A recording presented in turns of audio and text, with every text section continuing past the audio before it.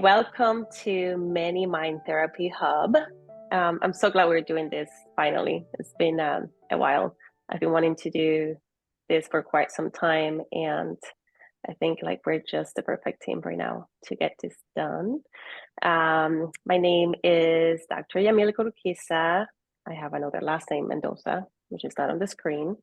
And I am licensed marriage and family therapy in the state of California. I am also approved to do telehealth in Florida, and I have my doctor of psychology from Alliant in California, San Diego, California.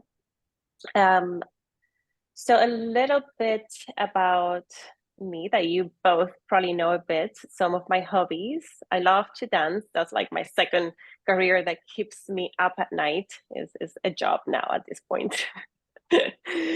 And I love it. It's kind of like part of my culture in a way. Like that's a bit of my cultural background, I would say. And the other one is that I was born and raised in Cuba. So I'm an immigrant. I actually really love working with immigrant families, couples, and individuals. That's some of the things that I really enjoy doing.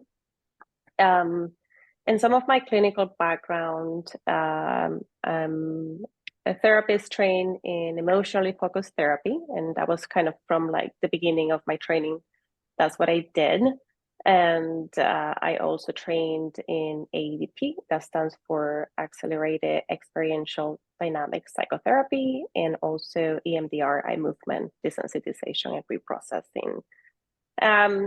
Yeah, so as a marriage and family therapist, sometimes I feel like who do I want to work with? It's really hard because it's the systems, right? So I think more of the system versus is it the individual, is it the couple or the family? I think more like relational and diversity when I think of my ideal clients. And like binational individuals also come through my practice quite a lot. Yeah.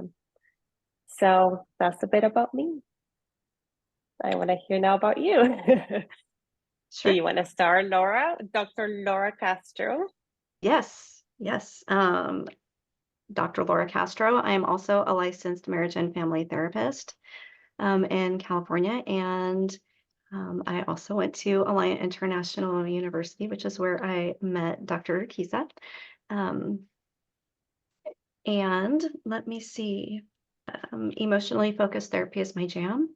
I use it with individuals, I use it with couples, and also with families. I operate very much from a systems perspective, right? Like the way that we are did not just like happen in a vacuum, right? We're influenced and we influence all of the people around us.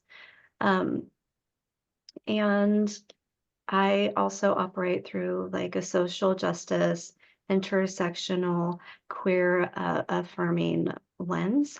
Um, I love working with queer folks as a member of the queer community myself. That's really important to me um, for for people in my community to have someone who they feel like they can relate to. I think that lived Mhm. experience is is meaningful, right? And in particular, the trans, non-binary, and gender diverse um, population is kind of the area where I focus most of my like academic and clinical studies. So that's the trans community like has my heart. Let me see. Oh, plants, super plant nerd. I'm pretty sure I have like over 100 at my house. Yeah, so that's a little bit about me. Yeah, I'll go last. I'm Rosie Pappas. It's nice to meet you out there in the virtual world. I so I met Dr. Urquiza and Dr. Castro at Alliant as well. I was in the cohort with Dr. Castro, and Dr. Urquiza was my one of my instructors. It was really phenomenal. And I am a pre-licensed marriage and family therapist. I almost have my hours. I'm like right there at the end of stretch. Very exciting. And my clinically, I also am trained in emotionally focused therapy and emotionally focused individual therapy. And I really love that model. I use that a lot with couples. And then I also am trained in internal family systems, which is probably like my most passionate model, the one that speaks to my soul the deepest. And I also am trained in emotion or in EMDR. And I am also a certified body trust provider, which is basically just it's a year-long training about kind of working through a liberatory framework to help people make peace with living in a marginalized body for a lot of different intersections of identity, whether that's living in a fat body or whether that's being queer or BIPOC. And my kind of, I work a lot with queer and trans folks as well, and gender expansive folks. I also work with couples, as I mentioned, and trauma is a big one for me. And let's see, what else? In my kind of spare time, I'm a mom, and I have a almost 7-year-old and an almost 9-year-old, and they're really adorable and help me grow every day. And I also sing in a little band, and I play ukulele, and I scuba dive, and I'm an artist, and I am also queer. And a newer puzzle piece for me is realizing like I'm not exactly cis, right? I'm like more gender fluid and have started using she, they pronouns. Yeah, I think that's pretty much it. I don't think I love that, Rose. I love how you're like, in my spare time, Yeah. I am a mom. Yeah. Yeah, it takes a lot. You do quite a lot. Yeah. Yeah, they're great. Yeah. Okay. Yeah, I feel like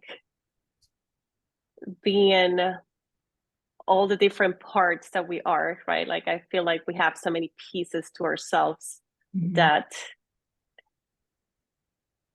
I'm always thinking like motherhood is such a big part of my life, yet it's almost like in my spare time as well. Like I'm always thinking about my children, but it feels like there are so many parts to whom we are that it doesn't really, like all of our times is not necessarily with them. I feel like that's a really one of the struggles that I've encountered the most personally, and also when I'm working with like diverse populations, like being a mother, is that it, or does it is just part of your identity, part of your life, but not all of it. So I love when you're like, in my spare time. It's a really cool way to put it. Yeah, I feel like there's also a lot of pressure for that to be like this key central part of your identity. And it is, but it's not like who I am, right? It's like this beautiful part of me and this beautiful part of my life that isn't like, I get to also be a full person in my own journey. And it's really interesting how that like changes over time, right? It's like I felt when my kids were little, because I have a 15, almost 16-year-old and a 17-year-old. Like when they were little, I felt like I was such a different person. And it's like as they transition through like each different phase of growing up, like it's forced me to, change also, right? And so now that my kids are like on the verge of adulthood, I know that I find myself wondering like, oh my gosh, like, do they like first of all, how in the heck did we get here? Right? How do I have two kids who are almost done with high school? Like, I don't know where that came from out of the blue. Um, but then also too, it's like, okay, so how do I balance like being a mom versus like figuring out who I am as I continue to step back from like the parenting role, right? I don't know, is that something that either of you are experiencing?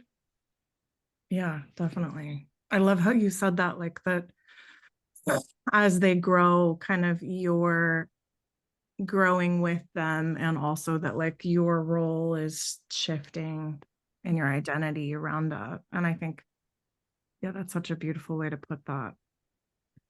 It is a lifetime journey. And I think a lot of it too is like, how do I support you in being authentically who you are, instead of like kind of taking on intergenerational ways of being, or fears or beliefs that shape how I show up with you.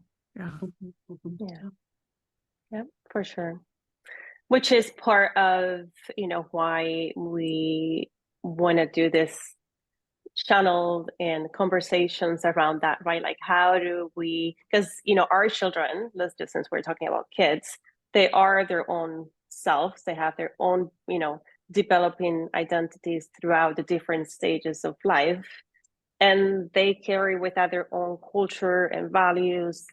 And with that, like Laura, like you're saying, how do I adapt to all of those ways, right? How do I then transition to different roles in their lives? And I feel like, that's part of like allowing them to have their own voices, as we also have our own voice in it, which can be really complex. Sounds easier, but it's really hard. It's really hard. Mhm. Yeah. Right. Yeah. Sometimes the voices are not like singing in harmony, right? Right. Yeah. Right. Yeah. Right. Yeah. Especially when we kind of have our own fears come up for Mm-hmm. paths, and want to protect them, and our protective parts can get really like bold and big and scared and loud, and how to kind of tend to our own selves and our own like kind of fears, while not like projecting that. Kids can be really challenging sometimes. Sure. Right. Especially like if you're working on like interrupting intergenerational patterns, Mm-hmm. like that's hard, right? How do I parent in a way that I'm doing something that I was never taught how to do? How can I do that with something that I was never modeled how you do this? Right. So I Yeah. think it Yeah. requires for us to have like a lot of grace and compassion for ourselves. Yeah. Totally. And Totally. what also is coming up for me, sorry, Rosie, I didn't mean to interrupt, is even if you were modeled how to do it, think of time and space, right? You could have been modeled how to do that. I'm just thinking like myself, maybe I was modeled how to do it in Cuba, but I can't really translate that into a different context. Yeah. So now I really am lost. How do I Mhm. do it in this context? Yeah. Yeah, totally. Yeah. And I think also like kind of continuing to do our own healing. I think that's such an important part of being a parent and a therapist, right? Is to continue to heal whatever is coming up in us, so it's not projected on our kids or on our clients. And it's definitely, I think I underestimated how much being a therapist would require me to continue to kind of stay in my growing edge and continue to heal and not rest on my laurels or not get complacent in that, right? Like I'm healed enough. No, clients will show me or my kids will show me when there's like healing I still need to do. Yeah. Yeah, I think that one of the most helpful things for me was, or has been and continues to be, like doing my own self of the therapist work, right? So like exactly what you were talking about, Rosie, is like something is coming up. Okay, why am I reacting to this, right? Like even though my face might be like, right, like what is happening?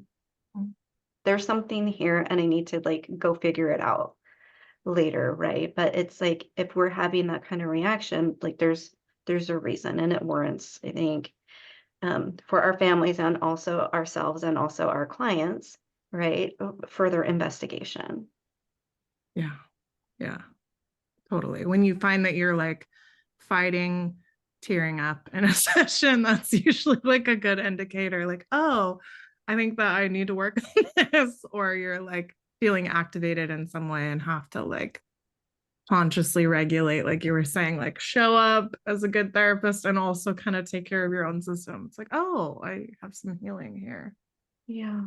Yeah. Blinking sign. I tear up sometimes in sessions. I'm not like breaking down crying, but like sometimes what my clients are saying is like really moving. And so for me, like I show up with my whole self. Like this is who I am. Like what you see is what you get. And like I'm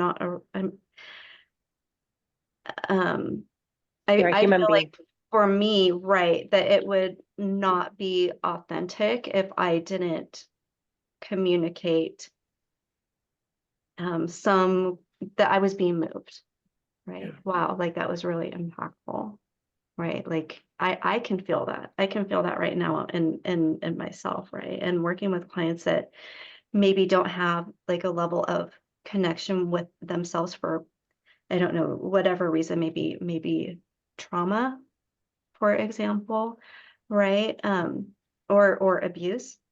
Sometimes it can be really difficult to recognize that, right? Because we learn how to turn that off. And so showing up authentically in that way, I've found can therapeutically be really helpful for my clients. Yeah, totally. I love what you're both saying, because one of it is my full self in therapy session, and I can, self-disclose, which I love. I do that often.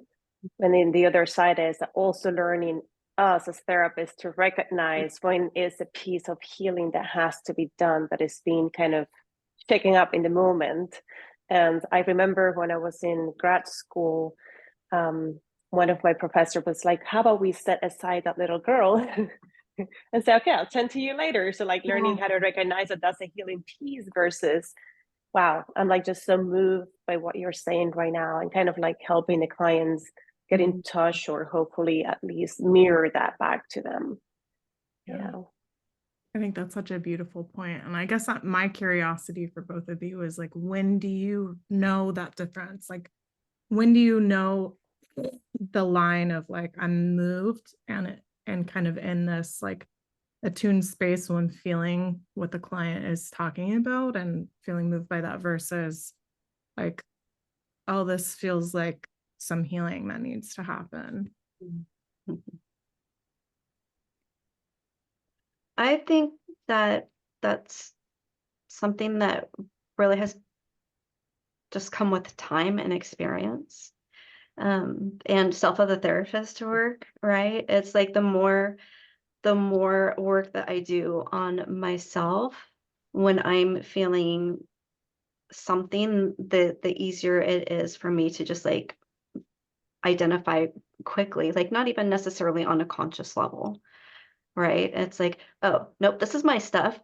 I'm going to move that aside. Okay. And I'm tracking. And I think that just comes with time and experience. Not gonna lie, like I still struggle sometimes. I think that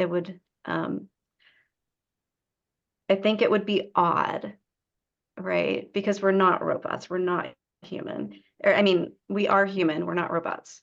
Did I say that right? Yeah. The second Words, time you Laura, did. words. Right.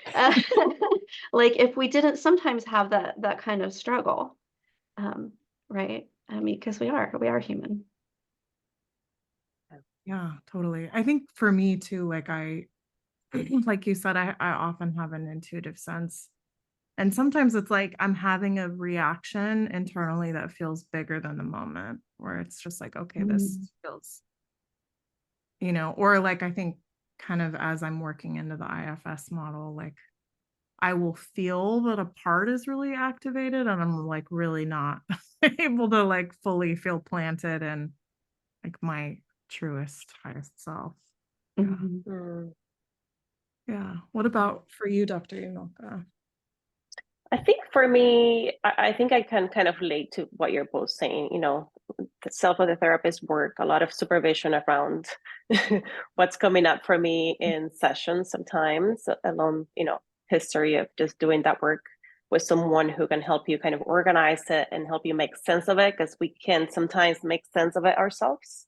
Like, I don't know why, this is triggering for me sometimes, and doing that work has really helped. And I can also kind of relate to you, Rosie, in like those moments, I can be attuned and know that it's coming from a place of being just moved versus feeling like this is not coming from a very grounded place right now. So that's like my alarm, even if I can't make sense of it in the moment. I know I'm like, okay, make a note, let's set it aside, come back to it. Let's come back to it later, and work on making sense of it. Yeah. And I think sometimes even like in the IFS perspective, just like literally internally thinking to that part, like, I hear you, you're freaking out right now. I will come back. I'm not gonna hear you need my attention. Sometimes that even just acknowledgement allows that like part of you to kind of calm down. Yeah, I have a really funny example. Funny for me right now. It wasn't funny at the time. And I remember I kept getting triggered by middle school girls, and I didn't know why. Like, why am I getting triggered over and over by just children like this age group? And I was working with middle schoolers quite a lot. And one of my professors said, how about you just let that 13-year-old say, I promise I'll come back to you and I'll give you some ice cream. I seriously used to do that every time. I'm like, okay, it's coming up. I'm just going to come back to you later. I promise you I'll give you some ice cream. And then actually it really worked. It helped. And then I would go back to it and then do the work. For some reason, middle school apparently was a tough one. Oh my God. Middle school is so tough, right? And like working with adolescents, jeez. Like that's and having adolescents of my own, like it's just a tough time, It is. right? Like who really gets through middle school in particular, like unscathed? Yeah. Really. Everybody's hormones are going wild. And there's such a hierarchy a lot of the time socially. Painful. Yeah, Right. yeah. Well, and then Well, during also that too, time, go ahead. oh, Go ahead.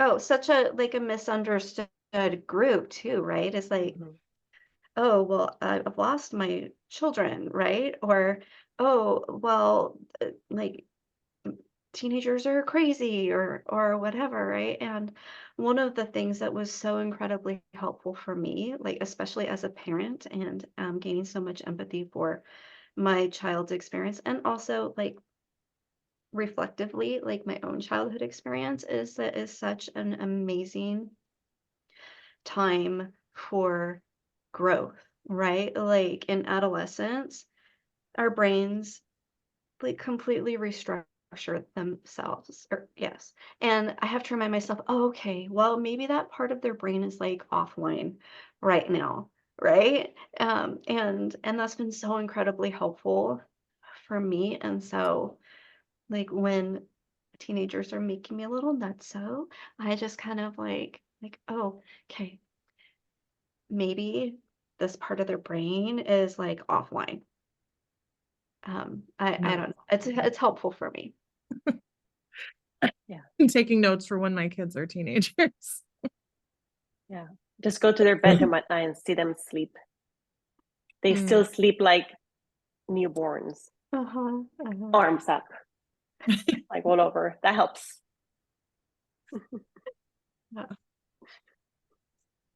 Yeah. Yeah. Anyways, I'm loving the conversation, and I feel like we are really gonna have fun as we kind of dive into more specific topics. And but this really just shows a lot of like our genuine selves, and why I love working with you both on my team. It's been so I'm so blessed with the two of you, and also with the rest that couldn't make it today. But I'm glad that we're doing this. Yeah. Me too. I feel so blessed that I have such like an amazing group of people that I get to work with. And even though we're like all over the place, I don't ever really feel like I'm alone. And I know that we kind of talked about like self with a therapist and stuff. And one of the things that I'm really thankful for is that I know that if I'm ever at a stuck place, that I have people who I trust, people who I know that I can count on to like help me unpack whatever it is, that is showing up for me. And like I'm so grateful for that. Finding people who you just really click with can be challenging. Right? So I'm grateful for that. Yeah, I'm really grateful for that too. I think that like it can feel isolating sometimes to be in this role where you're like a sacred witness for other people's lives, essentially, right? And trying to like not bring like an appropriate amount of yourself into the therapy room while still like having it be about the clients. I think it makes it feel a lot more connective to have a group of other therapists that I can talk to and kind of process with. And yeah, I'm really grateful for both of you and our whole little team. Yeah, thanks, Rosie. Okay, so I think this will be it for today, and until next time.